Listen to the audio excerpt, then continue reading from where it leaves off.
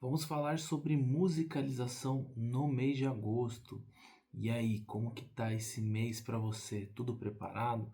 Como você voltou para a escola? Como você voltou para as aulas? Nesse vídeo eu não quero falar apenas sobre atividade, mas eu quero falar um pouco sobre a rotina do professor de música, a rotina do educador musical nesse retorno, principalmente depois de um período longo de férias ali em julho, como retornar de forma efetiva, eficiente, mas também consciente. É claro, nós já estamos em agosto, então estou gravando esse vídeo no dia 11 de agosto de 2025.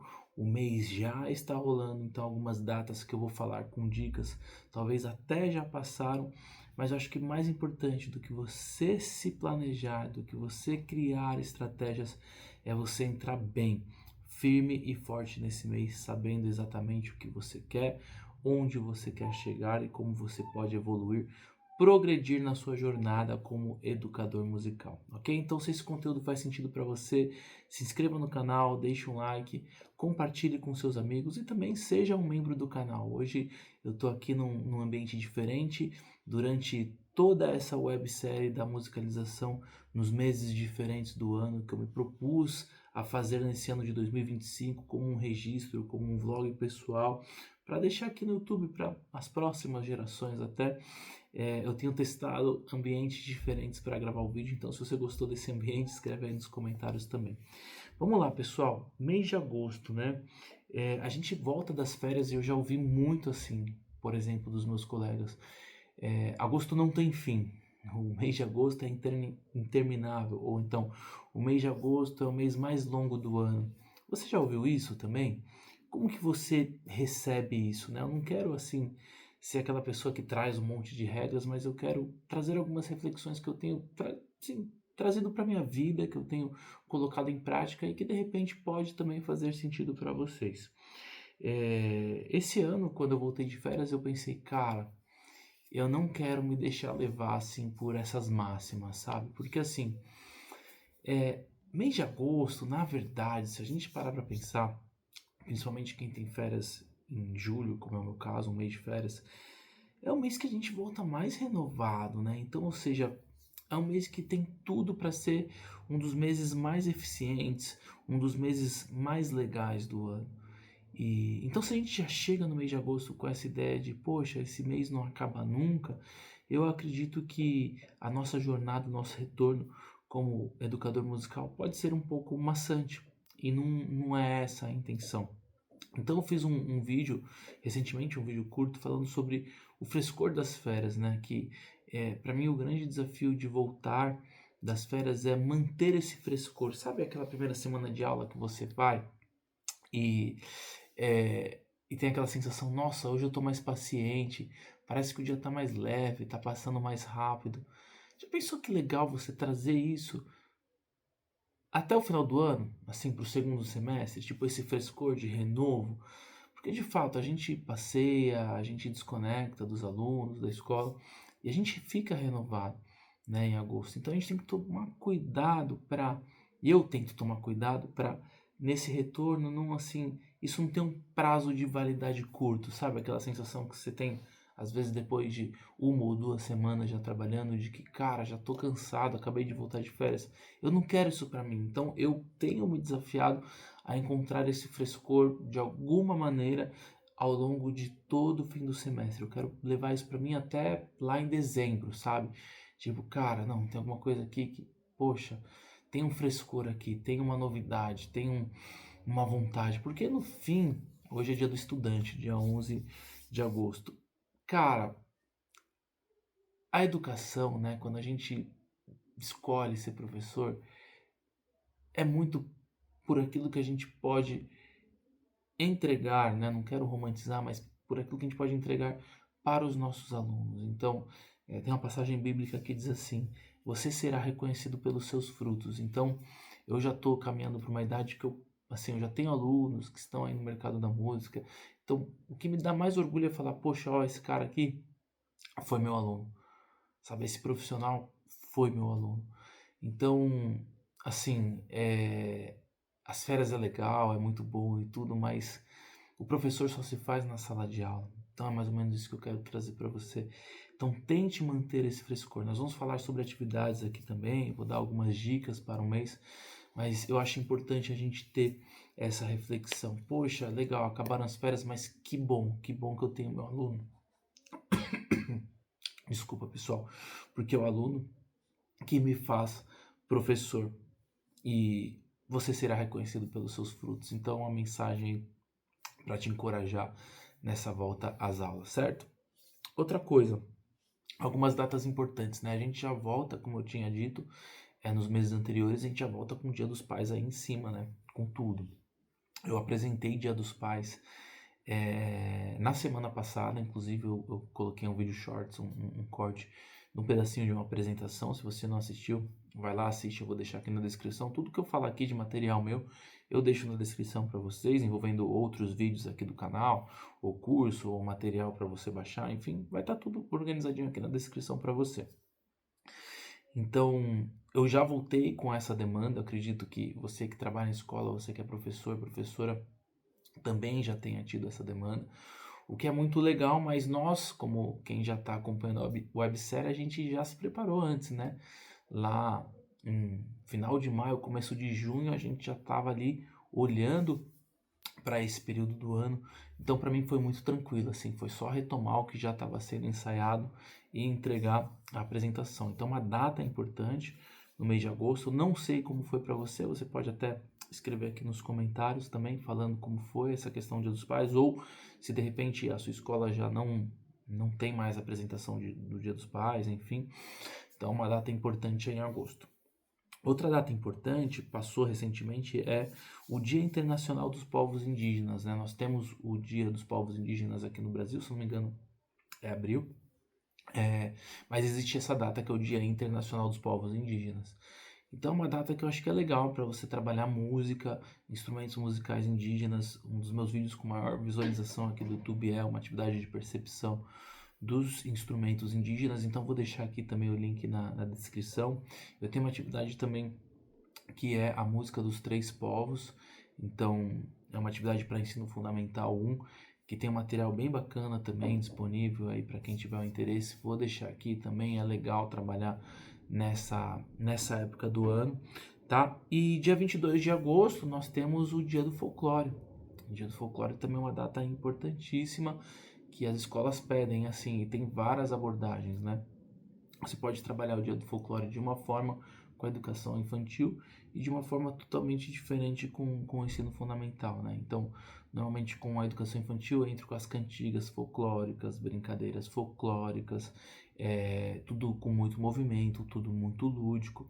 Já quando eu falo de ensino fundamental, eu já entro com aspectos históricos, a origem de algumas questões, ensinar para a criança como uma música, um repertório folclórico chegou até nós nos dias de hoje. Isso foi passando de geração em geração, não tem um dono, ninguém sabe ao certo quem começou a cantar. Pode ter surgido de uma forma espontânea, como algumas cantigas, né? Acalantos, cantigas de Ninar, enfim. Então, eu tenho também 2 vídeos muito legais, isso tudo é conteúdo gratuito para você acessar aqui no YouTube sobre o folclore. Eu vou deixar aqui o folclore para educação infantil, como você abordar. Esse é um vídeo que eu tenho há anos aqui no YouTube, e o outro para o ensino fundamental. Então, 22 de agosto, uma data importante que normalmente as escolas pedem e exigem que nós, professores de música, trabalhemos em aula. Certo, pessoal? É o fim de um trimestre para mim, a escola onde eu estou, que trabalha de forma trimestral, mas na verdade é o começo de um novo semestre. Então acho muito legal, muito válido essa reflexão do início de um novo ciclo. E aí eu volto para aquela questão do frescor. Traga novidades, traga vontade, mas assim, principalmente se perceba dentro dessa jornada, né? Eu costumo compartilhar insights aqui na internet, nas minhas redes, mas eu acho que nada melhor do que você, professor. Você é o protagonista da sua jornada. Nada adianta você ficar ouvindo apenas a minha experiência. Eu acho que muitas vezes serve como, por exemplo, um reflexo de, poxa, o que ele está falando eu também faço, então legal, isso reflete mais ou menos o que eu penso, então estou no caminho certo, acho que é muito bacana. Hoje a gente tem pouco tempo para trocas de ideias, então eu mesmo consumo muito conteúdo aqui de vídeo de pessoas que eu gosto e tudo, então é uma forma de eu validar algo que eu já estou fazendo e ter uma ideia do que eu posso melhorar, mas eu não gosto de trazer modelos prontos, então você vai pegar essas ideias que eu trago aqui e junto com esse frescor das feras, criar a sua própria jornada dentro da educação musical é o que eu encorajo você a fazer, porque sim, é possível você ser um educador musical de alto nível, vivendo bem, com conforto, em paz com a sua jornada, com a sua família e englobar tudo isso de modo que você cresça também como ser humano e possa focar não só nas suas práticas, mas também naquilo que é importante para você, né? E aí, pensando nisso, nesse todo esse desenvolvimento pessoal, todas essas estratégias, né, que a gente tem que ter, eu retomei uma coisa muito legal essa semana, né, que eu tinha deixado de lado e depois eu pensei, nossa, por que que eu deixei isso de lado tanto tempo? E é uma coisa boa, assim, para se organizar, enfim. Que é, eu voltei para a escola, lógico, de férias, a gente volta um pouco desorganizado, e tem uma série de demandas, um monte de e-mail para você ler e responder, poxa, por onde eu começo, né? E eu lembro que no ano passado eu tinha muita prática de fazer de checklist para mim mesmo, né? Então, aí eu lembrei dessa prática, eu falei, cara, no passado eu fazia checklist e funcionava muito bem. Então, eu quero encorajar você também, professor, educador, você que chegou nesse vídeo, enfim, quer se desenvolver mais aí, algo que eu voltei a fazer essa semana, que é de você marcar suas demandas. Então, por exemplo, volta o mês, é o que eu falei, já voltei com a apresentação do Dia dos Pais, eu tenho a apresentação também no final do mês dos meus alunos de escaleta, que são meus alunos de ensino fundamental 2. Nas minhas redes eu vou publicando aí, vocês podem me seguir em diversas plataformas e vocês podem ir acompanhando. Mas cara, como que eu faço? Eu tenho tanta coisa para resolver e prova para aplicar. Inclusive, se você quiser saber mais como prova, escreve aí nos comentários, eu posso trazer conteúdo desse, falando um pouco como eu aplico as minhas provas de música. Acho que é um desafio para muitos professores, né? Uma prova que é prática, é teórica, enfim. Eu tenho algum material nesse sentido, eu posso te mandar. E aí eu fiz um checklist, voltei a fazer um checklist. E aí eu percebi que algumas coisas eu estava procrastinando, tipo, cara, eu precisava fazer e tava deixando um pouco para depois, assim, até mesmo por preguiça, eu acho, assim, um pouco, assim, de, poxa, você volta de férias, você volta num ritmo mais lento, né? E aí eu elaborei uma estratégia que fez muito sentido, que eu já fazia e eu quero compartilhar com você.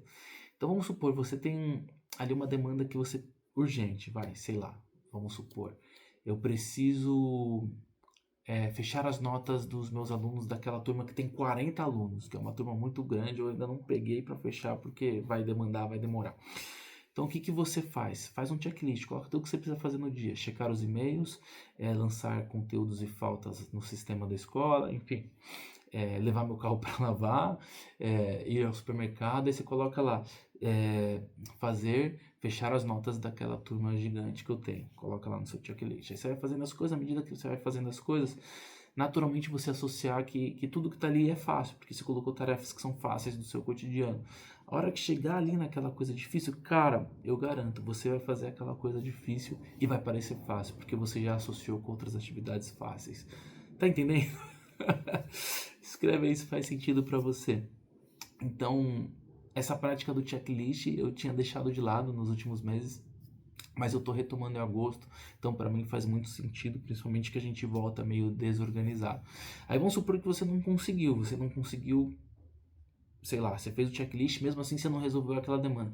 No dia seguinte você coloca essa demanda no topo do checklist, então a primeira coisa que você vai fazer, tal, é aquela demanda.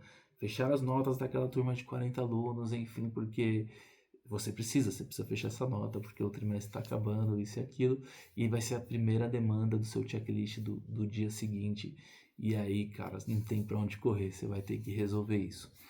Certo, pessoal? Desculpa se eu estendi demais. Mas é isso, eu estou buscando aí o formato para trazer para vocês um conteúdo de reflexão.